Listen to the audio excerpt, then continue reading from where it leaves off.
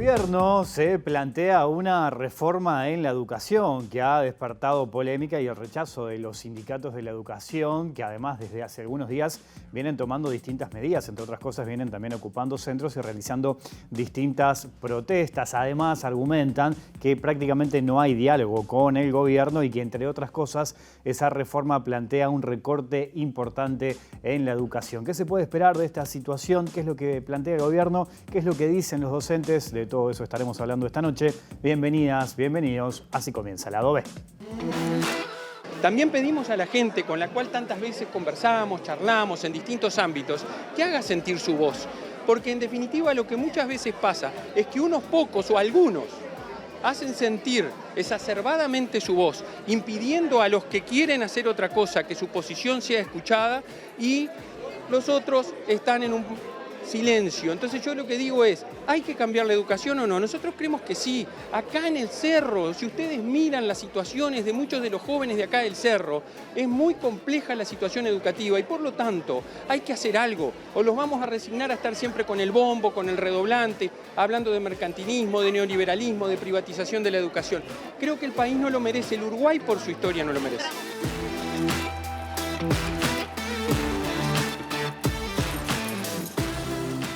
Y de educación, un tema siempre importante, vamos a estar hablando esta noche, hoy, en este caso con José Olivera, secretario general de FENAPES. Gracias por acompañarnos, bienvenido a la OE, ¿cómo estás? Un gusto, muy buenas noches, un saludo a la teleaudiencia. Bueno, mencionaba recién en la introducción, ¿no?, esta idea, esta propuesta que tiene el gobierno de llevar adelante esta reforma educativa que ha generado distintas opiniones, intercambios, críticas también a esta reforma que ya vamos a analizar algunos de los focos que plantea.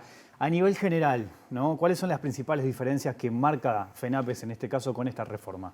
Bueno, yo creo que la principal diferencia es de dónde está originada esta reforma. Si esto responde a las reales necesidades del sistema educativo uruguayo, si esto responde a un proceso participativo de construcción democrática de la política educativa pública, o si esto responde a algo que recién escuchábamos, cita casi textual del presidente del Codicen de la ANEP de los documentos del Banco Mundial.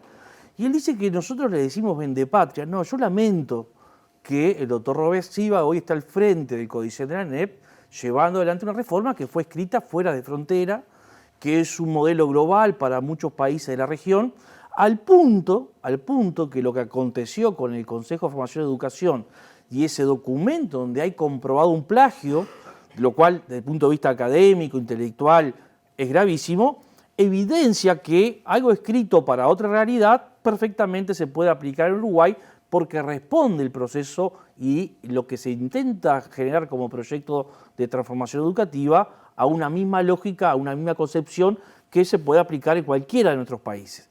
Este es el viejo problema que venimos discutiendo por lo menos en los, yo diría, 20, 30 años a partir de la incidencia de ciertos organismos internacionales en la definición de un conjunto de políticas públicas, entre ellas la educativa, en toda la región.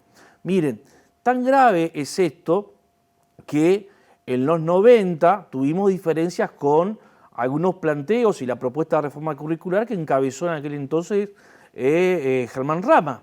Ahora, llamativamente, desde el espectro de la derecha política y social, los dos grandes, digamos, enemigos de la propuesta que encabezaba Germán Rama, los dos grandes críticos que tenía esa reforma eran, por un lado, Ernesto Talvi, desde Ceres, y por otro lado, el doctor Da Silveira, porque su concepción de la educación era más proclive a lo que dijo más de una oportunidad el propio Talvi, o a lo que ha escrito en más de una de sus obras el doctor Da Silveira, un modelo educativo similar al modelo educativo chileno creado a partir de la dictadura de Pinochet, un modelo de mercado en educación. Bueno, ese modelo se ha ido reconfigurando, ha impermeado la agenda educativa a nivel mundial y regional y hoy vuelve con algunos cambios, con algunos retoques, pero con el mismo trasfondo. Y esta es la discusión central que tenemos, al punto de que hoy tenemos al ministro de Educación, Pablo Da Silveira, tenemos a Robert Silva al frente del Codicen, pero tenemos como la gran hacedora de esa reforma, la principal asesora del ex canciller Ernesto Talvi, la doctora Aristimuño, que cuando uno la escucha realmente no sabe si lo está diciendo en serio, si hay que tomarla en serio. Miren, hoy en la mañana la escuchábamos en una radio importante de Montevideo decir que había participado del primer Congreso Nacional de Educación y que había sido un disparate, todo ese reunionismo, toda esa elaboración con participación ciudadana, instala inmediatamente una enorme mentira diciendo que entre las grandes definiciones de ese Congreso se había planteado eliminar la educación privada, cosa que no es cierto. Pero como en esta era de la posverdad instalo una mentira y la sigo sosteniendo en el tiempo, entonces lo que hago es anular cualquier posibilidad real de debate en torno a lo que se está planteando en materia educativa. Ahora, yendo a la reforma, ¿no? Uno de los focos que pone el gobierno que destaca es este sistema de competencias que también ha despertado bastante polémica. Dice a grandes rasgos el gobierno que se pone el foco en el alumno y que a grandes rasgos es más que nada por el lado práctico y no tanto por el lado teórico. ¿Cuál es tu visión al respecto? Bueno, primero que no es ninguna novedad en Uruguay o para Uruguay. Segunda cuestión, que la pregunta que hay que hacer, y esto hay que preguntárselo a las autoridades públicamente, hay una pregunta que es clave en este aspecto. ¿Esta reforma curricular que se está planteando para la educación pública, ¿se va a aplicar en la educación privada? Esta pregunta se la hicimos al presidente del CODICET de la ANEP. Y en nombre de la libertad de enseñanza dijo, no, van a poder hacer lo que quieran. Entonces, la segunda o la tercera cuestión que hay que preguntarse es cuáles son sus fines y objetivos. Claramente la propuesta de un currículum mínimo que hoy está siendo promocionada a nivel mundial y regional tiene que ver con cumplir algunas metas que tienen planteadas los estados en términos de educación, con una educación básica pobre para pobres, donde el gran problema acá es, o son dos elementos centrales. Uno es el acceso al conocimiento, su democratización. Hoy en el mundo el conocimiento es un elemento determinante para la vida de las naciones y para la vida de las personas. Y el otro tema es que las nuevas generaciones van a tener que estudiar durante más años y durante mucho más tiempo que las generaciones anteriores. Para eso, la formación de base es fundamental porque lo que no se puede afectar hoy es la continuidad educativa, incluso cuando las futuras generaciones se inserten en la vida profesional, en la vida laboral. Y esta discusión es una discusión de hondo contenido político-ideológico.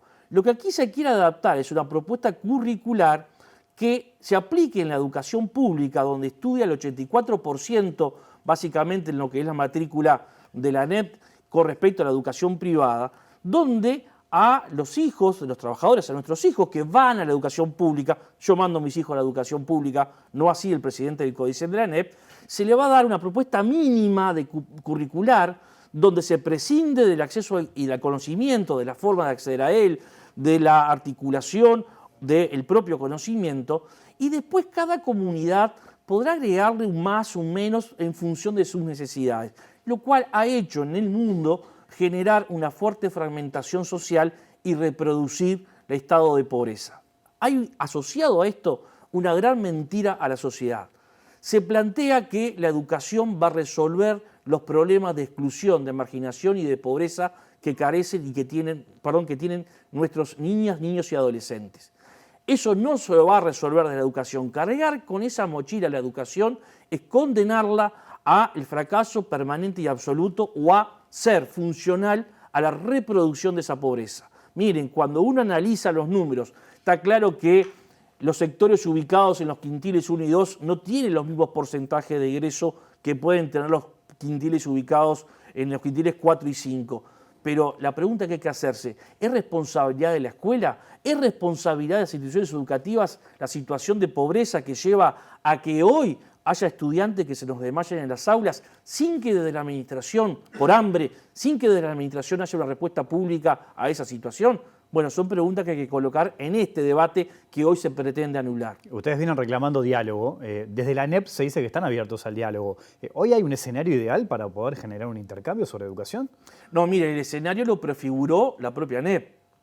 Yo quiero recordar acá con mucha claridad una nota hecha a la doctora Aristimuño en plena campaña electoral que dijo el escenario tiene que ser de confrontación con las organizaciones sindicales.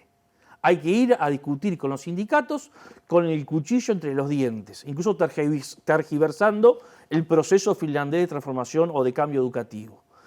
El propio ministro de Educación en los últimos 10 años, desde algunas columnas periodísticas, se dedicó a neutralizar, a negar y a criminalizar a cualquier organización que planteara con argumentos, con evidencias, cualquier propuesta contraria, opinión contraria o crítica a los planteos que se formulaban desde ciertos sectores del espectro político partidario.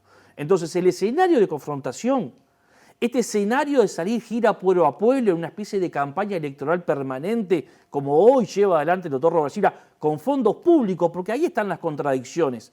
Cuando tenemos entre 20 y 25% de muchachos que tienen dificultades alimenticias, que se nos desmayan en los centros educativos, que los profesores, que las comisiones de fomento hacen colecta y tratan de remediar la situación, tenemos a un presidente del CODICEN gastando miles y miles de dólares del presupuesto público en una campaña pueblo a pueblo que le sirve más para catapultarse políticamente hacia el 2024 que a discutir realmente la transformación educativa. ¿Ustedes consideran que hay un interés político detrás de todo esto que está haciendo Robert Silva? Hay un interés político e ideológico, está claro. Miren, pero Silva está pensando su candidatura, ¿dicen ustedes eso? Miren, esta gira pueblo a pueblo, donde se monta un gran escenario, donde los debates que se pueden generar en esos intercambios son realmente una puesta en escena, claramente tiene un rédito político para quien lo lleva adelante. No es de ocultar de dónde proviene el doctor Silva, su papel en la última campaña electoral.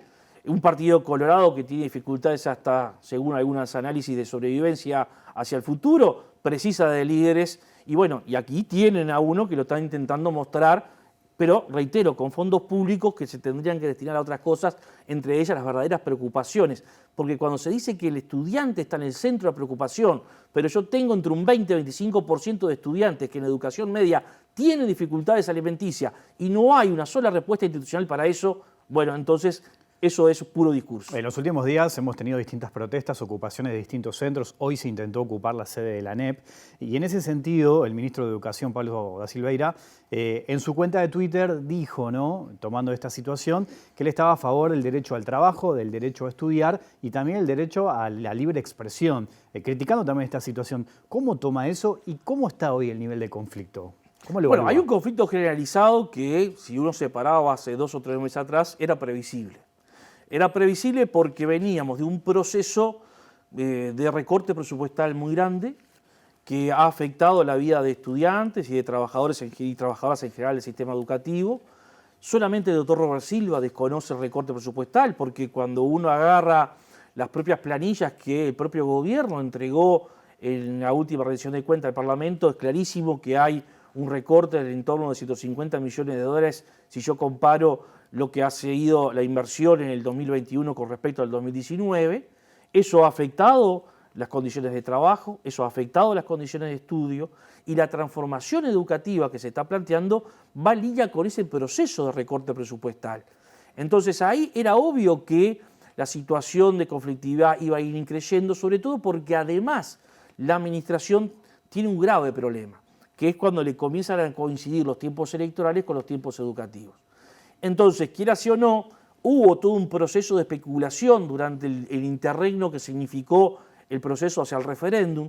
Eso retrasó en algún sentido la aplicación del plan reformista que tenían las autoridades y hoy tienen que poner el pie en el acelerador y se les hace más imprescindible imponer que convencer. Porque incluso cuando se dice que son los sindicatos los que están en contra, yo invitaría que aquí el CODICEN de la ANEP traiga un solo documento de las asambleas técnico-docentes, es decir, ese espacio donde se expresan docentes de todo el país, de los distintos sistemas, estén o no estén sindicalizados, donde se encuentre una manifestación explícita de apoyo a la transformación que se quiere llevar adelante. ¿Cómo toman cuando el propio Robert Silva dice que es histórico que los sindicatos se opongan a las reformas educativas? Bueno, en realidad es una forma muy fácil de criminalizar a las organizaciones sociales. Es de manual. Toda la actuación de Robert Silva es de manual. Yo invitaría a que se googlee algunos documentos en la página del Banco Mundial, por ejemplo, los Informe Aprender, que hasta define una estrategia que recién la recitaba casi de memoria el doctor Silva en la apertura de esta entrevista, ¿no? Eso de generar alianzas y supuestos diálogos con sectores que se les va a explicar lo que se va a hacer, pero no se escucha, no se recoge nada de sus aportes. Criminalizar a las organizaciones sindicales es parte del proceso que necesitan realizar para imponer después las transformaciones que se quieren llevar adelante. Y lo otro que es importante es esconder que, por lo menos desde la postdictadura para acá, ha sido muy evidente que la educación ha sido tomado como botín de guerra. Y ese elemento que la educación ha sido tomado como botín de guerra por los partidos políticos es obra del doctor Julio María Sanguinetti a partir de los cambios institucionales que se hacen con la ley 14.101, siendo el doctor Sanguinetti ministro de Educación del golpista Juan María Bordaberry posteriormente, y que ha venido perfeccionándose, que ha venido con cambios. Es cierto que la Ley General de Educación del 2008 introduce algunos elementos de mayor democratización, pero que la estructura general no cambia, es decir, la educación en manos de partido. Esto lo que ha hecho es que el Uruguay tenga una enorme dificultad histórica, imposibilidad de construir una educación pensada como una política de Estado que pueda trascender los turnos de los gobiernos que a cada 5 años están al frente del timón del Estado y poder trazar una perspectiva de un proyecto educativo de mediano y largo plazo. Estamos hablando de las críticas de este gobierno, pero también hubo críticas de otros gobiernos, incluso del Frente Amplio. Recuerdo a Tabaré Vázquez hablar de transformar el ADN de la educación, Mujica con su educación, y además críticas duras también a los sindicatos de la educación. ¿Cómo toma eso de que se le apunte a los sindicatos cuando se intentan modificar algunos aspectos de la educación del Uruguay? Parte de esta lógica. Los partidos políticos, si realmente debieran tener una actitud republicana, democrática, proactiva hacia la construcción de una política de Estado en materia de educación, debieran reconocer que son los principales responsables de que el Uruguay cada 5 años esté cambiando el rumbo de su sistema educativo. Todos se creen Varela, todos quieren llegar al timón del Estado, ponerse al frente de la educación, particularmente en lo que corresponde a la Administración Nacional de Educación Pública, y hacer su reforma. Entonces, estudiantes, trabajadores y trabajadoras cada 5 años, con independencia del gobierno de turno o incluso con la continuidad en el gobierno de fuerzas políticas del mismo signo o color, hemos sufrido cambios muy importantes en el sistema educativo, de los cuales después de su fracaso se nos responsabiliza particularmente a los trabajadores. Hacemos una pequeña pausa y seguimos conversando. En un minutito seguimos con más Lado B aquí en la pantalla de TV Ciudad.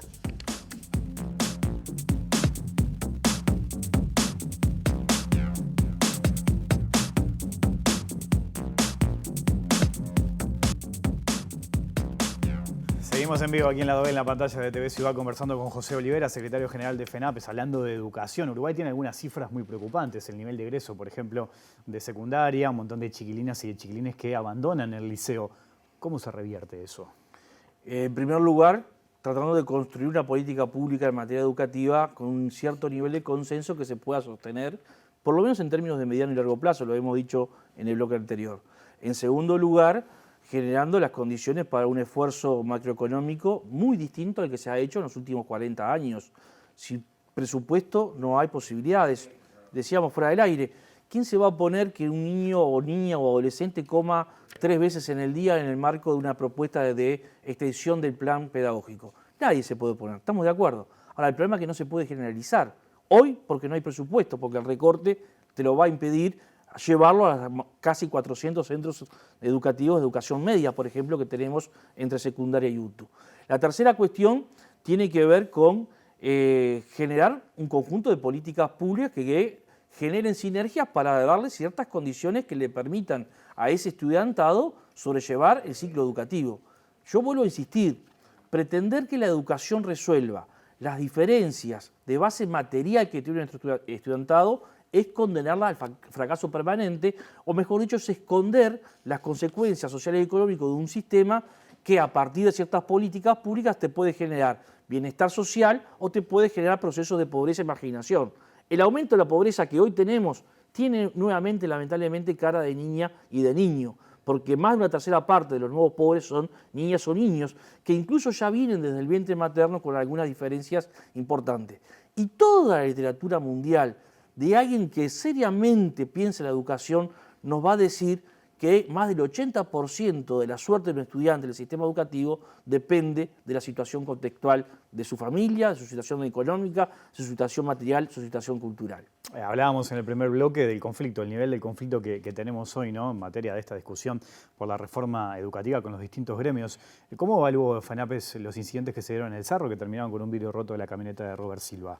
Nosotros lo hemos dicho, se lo hemos dicho al CODICEN en persona, lo hemos dicho públicamente, no compartimos cualquier hecho de violencia que esté por encima de los límites que marcan la saludable convivencia democrática y el pleno derecho a expresarse.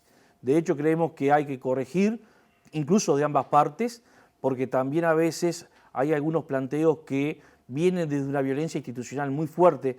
Lo que acaba de acontecer en las últimas horas, donde la directora general de secundaria, como sigue en campaña permanente, dice que no se puede ocupar y es ilegítimo, y evoca 2 decretos de los gobiernos frente amplistas que han sido derogados por un decreto de la actual administración, es parte de esa violencia institucional que hoy se está ejerciendo y que muchas veces no contribuye a generar las mejores condiciones. Por lo tanto, desterrar cualquier hecho de violencia no lo compartimos, no compartimos la metodología del escrache, creemos que se debe manifestar pacíficamente. ¿Y está dado ese escenario para intercambiar pacíficamente? Bueno, miren, nosotros hemos venido pidiendo, por lo menos los últimos 20 días, en 2 o 3 reuniones que se han tenido con la administración, desesperadamente generar ámbitos de diálogo y negociación, porque también aquí hay que ser claro, hay temas de condiciones de trabajo que tienen que ser negociadas en el marco de lo que establece la Ley la Ley de Negociación Colectiva para el sector público. En el caso del Consejo de Formación y Educación, en la última instancia que tuvimos con el CODICEN la semana pasada, se nos respondió que recién el 13 de septiembre se podría generar algún ámbito para empezar a discutir algunos de los temas que tienen que ver con condiciones de trabajo. Entonces, uno se pregunta a esta altura si efectivamente la administración tiene ánimo de voluntad y voluntad de negociar, o si lo que quiere es ganar tiempo para después a último momento imponer sus criterios, imponer sus cambios, sin negociación, aunque esto afecten las condiciones de trabajo de trabajadoras y trabajadores en el sector. Gracias por tu tiempo y tu visita en la esta noche. No, gracias a ustedes, ha sido un gusto. Nosotros nos vamos, se quedan ustedes en la pantalla de Ciudad, se viene la letra chica en minutos. Volvemos mañana en vivo a las 20 horas. Que pasen bien, chau.